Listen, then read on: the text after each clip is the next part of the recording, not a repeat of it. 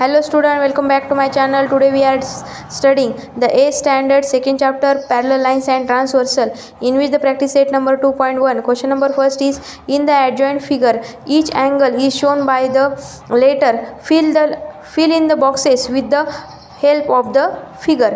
म्हणजेच खाली दिलेल्या आकृतीवरून आपल्याला त्याचे करस्पॉन्डिंग जे अँगल आहे ते आपल्याला दाखवायचे आहेत. इथं आपल्याला 2 लाईन्स दिलेल्या आहेत, त्याच्यामधून एक ट्रान्सव्हर्सल गेलेली आहे. त्यावरून आपल्याला काय भेटतात, करस्पॉन्डिंग अँगल, परत interior angle, interior alternate angle असेही भेटतात आपल्याला.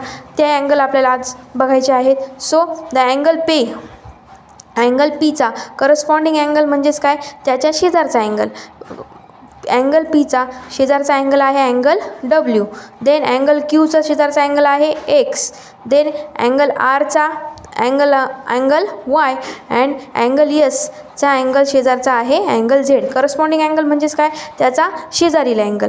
Then the interior alternate angle. In the interior alternate angle जर इंटेरियर अल्टरनेट विचारले असतील कधीही झेड शेप लक्षात ठेवायचा. जो झेड शेप आहे तो असा असतो. एस अँगलचा इंटेरियर अल्टरनेट अँगल आहे एक्स अँड डब्ल्यू अँगलचा इंटेरियर अल्टरनेट अँगल आहे आर.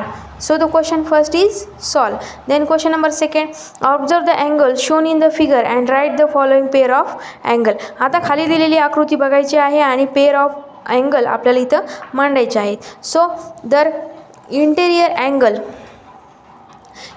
अल्टरनेट अँगल सी याचा इंटेरियर अल्टरनेट अँगल आहे ई. जर आपण फिगरमध्ये बघितलं तर अँगल सीचा इंटेरियर अल्टरनेट अँगल आहे ई. झेड शेप आहे यामध्ये. सो तर सीचा ई अँगल अल्टरनेट आहे.